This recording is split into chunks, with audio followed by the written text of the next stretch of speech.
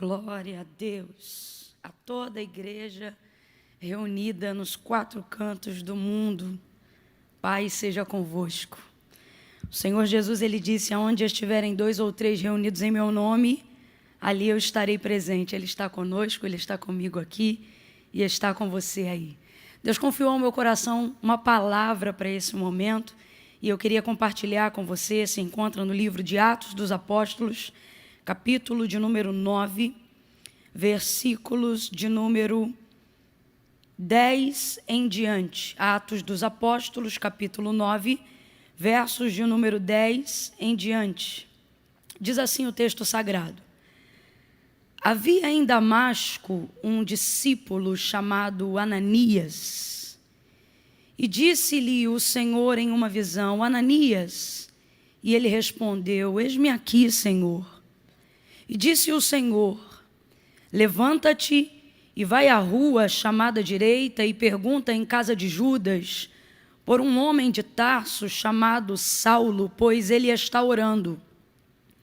E numa visão ele viu que entrava um homem chamado Ananias e punha sobre ele a mão para que tornasse a ver. E respondeu Ananias dizendo ao Senhor: Senhor, de muitos ouvi acerca deste homem, a quantos males ele tem feito aos teus santos em Jerusalém, e que aqui tem poder dos principais sacerdotes e dos que invocam o teu nome para prender. Disse-lhe, porém, o Senhor: vai, pois este é para mim um vaso escolhido para levar o meu nome perante os gentios, os reis e os filhos de Israel. Glória a Deus, amém, por essa palavra. Essa passagem é uma passagem muito conhecida porque a narrativa de Atos, capítulo 9, ela trata sobre a história da conversão de Saulo, quando ele ia pelo caminho de Damasco, com autorização, com cartas para levar presos alguns a quem ele considerava serem de uma seita, tendo em vista que ele não acreditava que Jesus Cristo era o Filho do Deus vivo. E nesse caminho ele viveu a sua maior experiência com o Senhor. Posterior a esse momento, como escamas, ficou cego, como escamas nos seus olhos lhe cegaram. E ele entrou em Damasco como Deus queria, não como ele queria, após a conversão, após a experiência, e estava dentro de uma casa.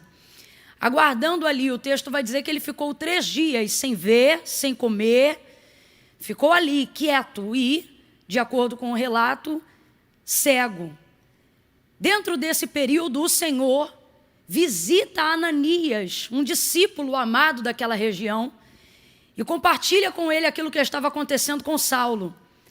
E diz para ele que ele precisa ir até essa casa onde está Saulo, porque este homem teve uma visão, o próprio Senhor também confiou uma visão a Saulo na casa onde ele estava, que um homem chamado Ananias entrava na casa que ele estava, impunha as mãos sobre ele, e assim ele seria curado daquela cegueira, ele seria livre daquela cegueira momentânea. Ananias então ouve essa instrução do Senhor: olha, Ananias, vai na casa onde está esse homem, você vai encontrar ele lá, ele está orando, e ele teve uma visão, e é você que vai até lá, vai impor as mãos sobre ele, e vai lhe restaurar a visão. Ananias, quando ouve Saulo, quando ele faz dimensão de quem Deus está falando, imediatamente ele responde o que a gente acabou de ler aqui na palavra. Ele diz: Senhor, de muitos eu ouvi que este homem, que homem? Este que o Senhor acabou de falar, só estou parafraseando só para a gente entender. Ele é um homem vil, sanguinário, ele é um homem perseguidor. Inclusive, ele tem autorização dada pelos maiorais para levar em cárcere, para levar presos todo aquele que invoca o seu nome. É interessante a colocação de Ananias, porque, obviamente, no susto da receptividade da mensagem, Ananias é como se estivesse dando para Deus uma notícia que Deus ainda não soubesse. Ou se ou como se ele estivesse querendo aferir se ambos estavam falando do mesmo Saulo, da mesma pessoa. E, obviamente, a resposta do Senhor não é contrariando absolutamente nenhuma das palavras que Ananias havia dito sobre Saulo, porque, de fato, ele tinha cartas de autorização de maiorais para levar preso aqueles que ele considerava ser uma seita, ou seja, todos aqueles que se enquadravam no mesmo perfil de Ananias, aqueles que invocassem o nome do Senhor. Então, a primeira coisa, bate a informação, porque, de fato, eles estão falando da mesma pessoa. O Senhor está falando da pessoa que Ananias está temendo naquele momento. Obviamente que ele não vai retirar nenhuma das palavras que Ananias falou. Há uma concordância. Sim, Ananias, é esse Saulo aí mesmo que você acabou de dizer. Estou parafraseando para a gente entender. Mas, a despeito do que Ananias havia dito sobre Saulo, e obviamente Deus sabia do que todo mundo sabia e também sabia do que ninguém sabia, ele vai responder a Ananias dizendo: vai, porque este é para mim um vaso que eu escolhi e que escolhi para muito padecer por esta obra que você também faz, Ananias. Vai, veja, não é o ponto principal daquilo que eu quero confirmar aqui, mas vale aqui esse acréscimo. Quando Deus compartilha conosco uma informação dessa envergadura, né, uma revelação como ele fez a Ananias quando visitou para compartilhar essa situação e contar com ele nessa situação com Saulo, ele não foi perguntar a opinião de Ananias, ele não foi perguntar o que Ananias pensava acerca do que o Senhor, acerca do que Deus estava direcionando ele a fazer. Ele só foi comunicar aquilo que ele tinha que fazer, mas obviamente, assim como qualquer um de nós, quando Ananias se deu conta de quem estava falando e ele tinha informações sobre a pessoa que Deus estava falando, ele colocou o seu parecer e mesmo assim Deus disse: vai. E isso deixa para a gente bem claro uma coisa: quando Deus traz para a gente uma revelação, uma palavra, uma informação, seja acerca de um tempo, seja acerca de uma pessoa, a respeito de alguém, Deus não está vindo conversar conosco sobre aquilo.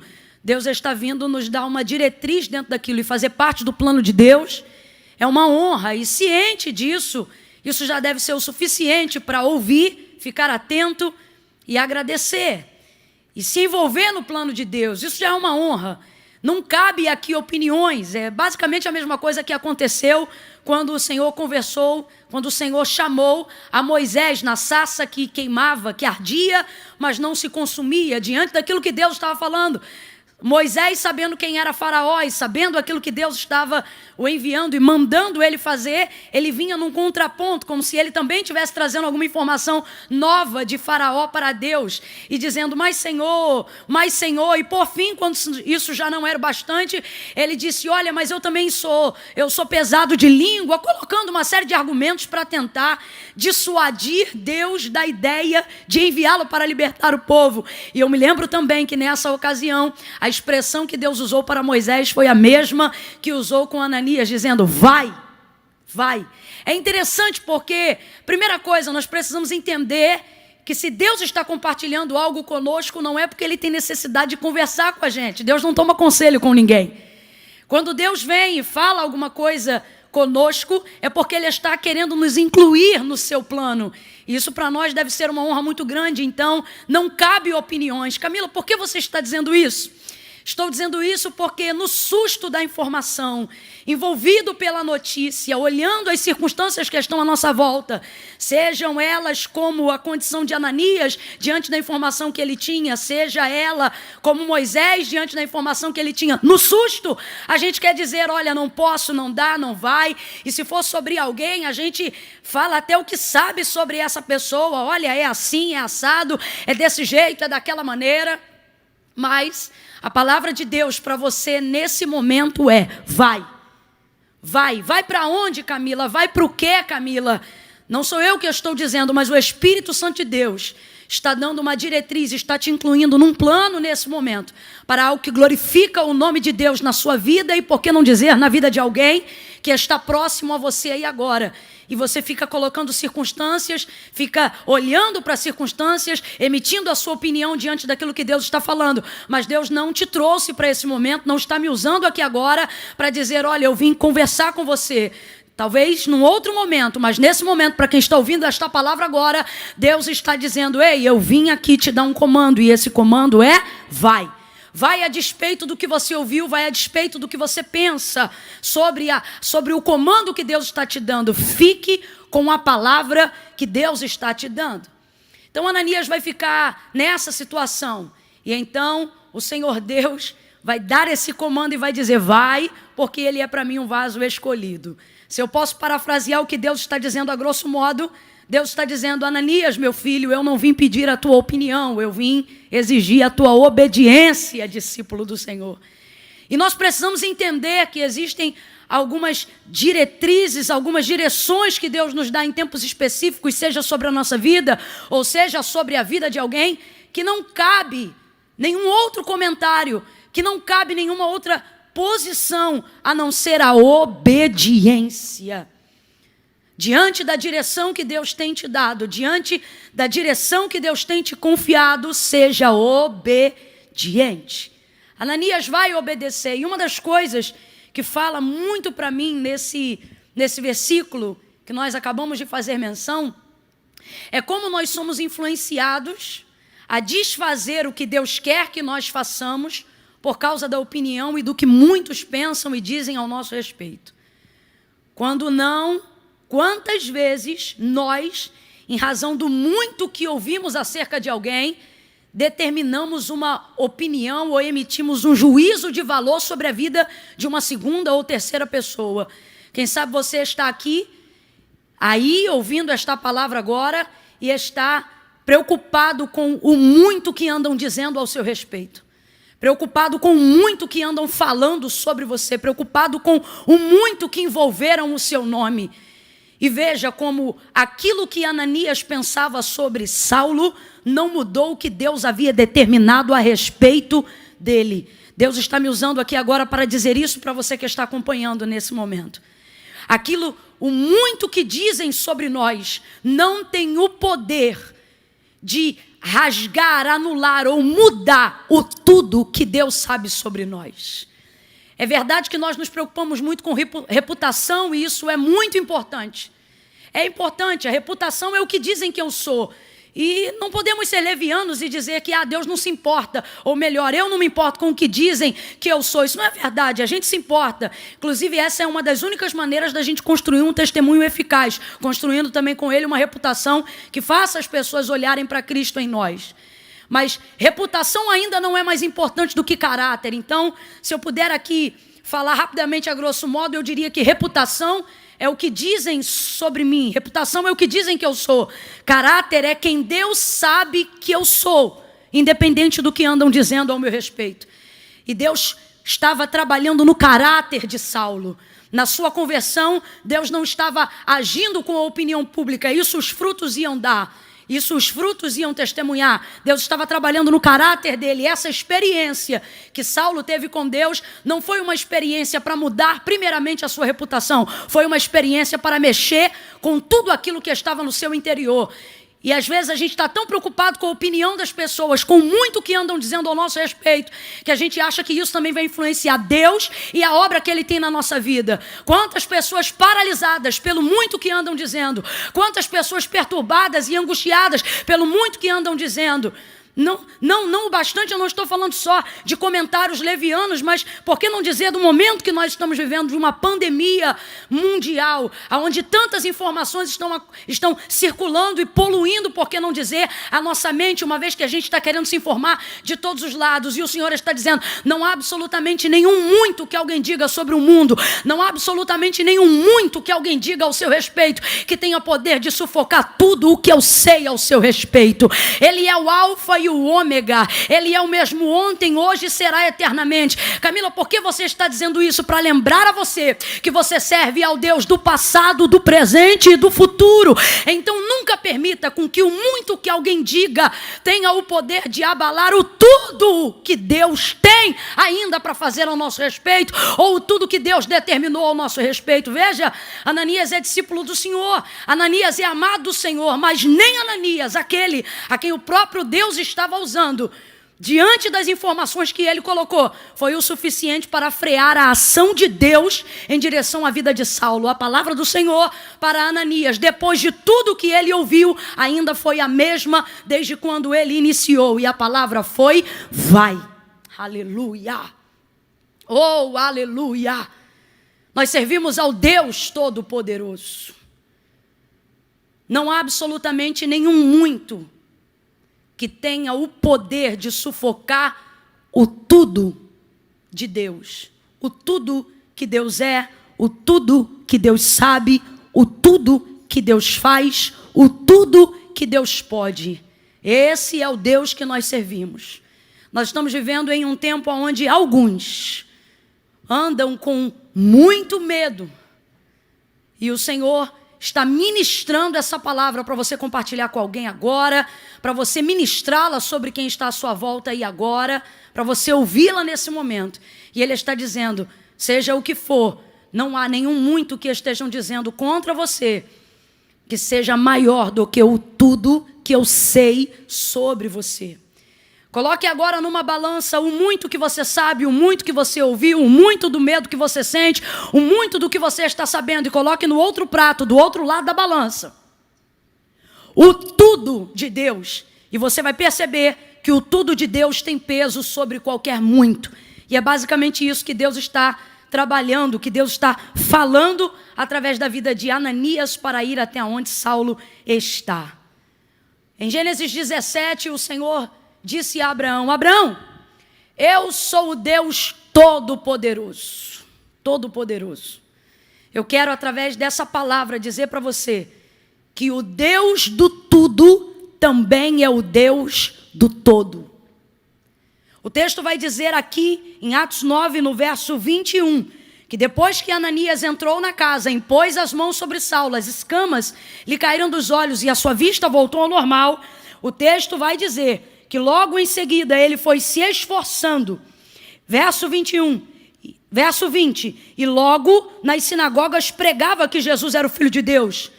E todos os que o ouviam ficavam espantados, porque sabiam quem ele era.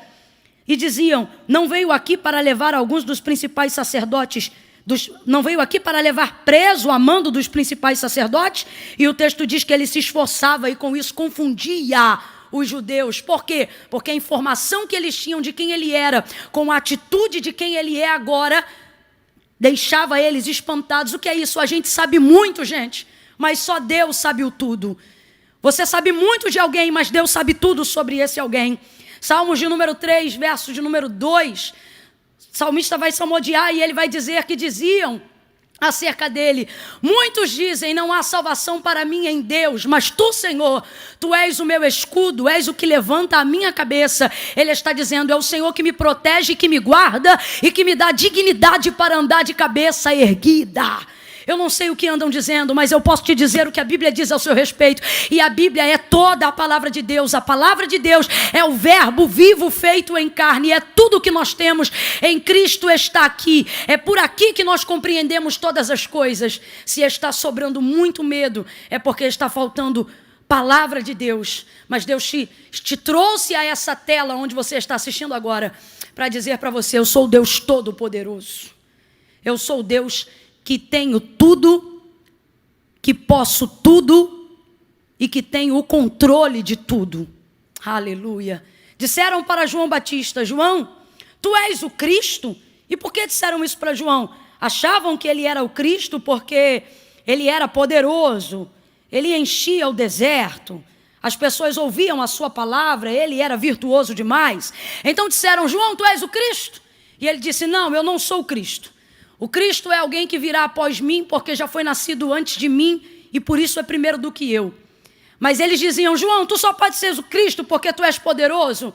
E ele disse: não, após mim vem um que é mais poderoso do que eu. Ele é o Todo-Poderoso. Entregue a sua vida ao Todo-Poderoso. O nosso Deus é um Deus de todo, é um Deus de tudo. Vai ver, você ainda não crê com tudo porque ainda não entregou a sua vida ao Todo-Poderoso. A palavra do Senhor, ela é fiel e ela diz: entrega o teu caminho ao Senhor, confia nele. Não diz e ele fará, diz e tudo ele fará. E tudo ele fará. Entregue o teu caminho ao Senhor, confia nele e tudo ele fará. Deus abençoe você, Deus abençoe a sua casa, em nome de Jesus.